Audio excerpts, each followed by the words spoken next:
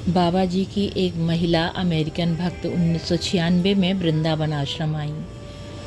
वो वहाँ पर कुछ दिन रहीं और बाबा की आराधना की। बाबा की अलौकिक लीलाओं के बारे में उन्होंने सुना। फिर वो कैची धाम आई। वहाँ के आध्यात्मिक वातावरण से अत्यंत प्रभावित हुई। बाबा के विग्रह का दर्शन पूजन कर कर तृप्त हो गईं। कुछ दिनों बाद वो दिल्ली के लिए रवाना हो गईं।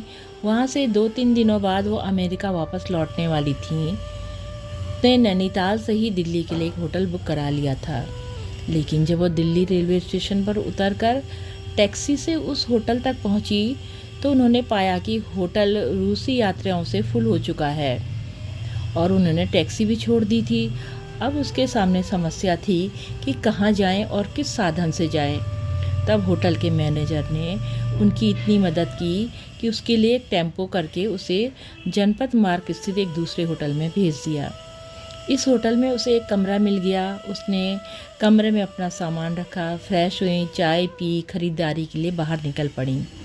पर रात में जब खरीदारी करके लौटने लगी तो होटल में अराजकतापूर्ण वातावरण देखकर वो घबरा गई। लेकिन ये सोचकर कि उसे उस होटल में सिर्फ 2 ही रात तो काटनी है, अपने कमरे में चली गई। कमरे में जाते ही समय उसे कुछ लोगों ने असभ्य आचरण का भी सामना करना पड़ा। उसने कमरे की बत्ती जलती ही छोड़ दी। उसे नींद नहीं आ रही थी, बस एक ही चिंता थी कि कैसे उसकी रक्षा होगी। फिर उसने बाबा जी का स्मरण किया और उनसे अपनी सुरक्षा के लिए प्रार्थना की। तभी रात में लगभग 11:30 बजे कमरे के मैनेजर का फ़ोन आया कि एयरपोर्ट से आपकी टैक्सी आ गई है, वो बाहर इंतज़ार कर रही है। महिला चौंकी। Airport taxi?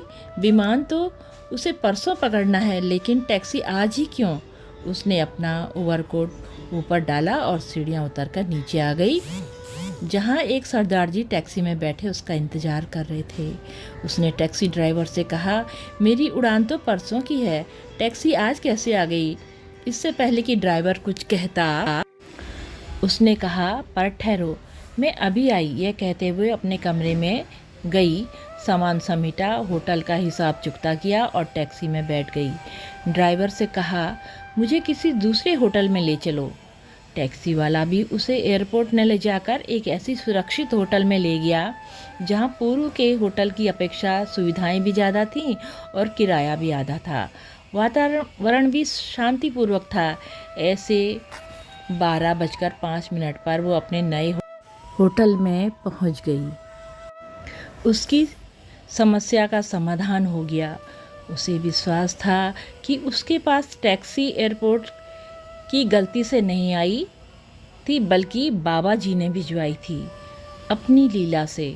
बाबा अपने हर भक्त को सुरक्षा का कितना ख्याल रखते हैं। जय हो नीम करोरी बाबा की सदा जय हो, माँ सिद्धि की सदा जय हो। बाबा सदा अपने भक्तों का कल्याण करना प्रभु, कल्याण करना प्रभु। जय हो बाबा, जय हो, सदा ही जय हो।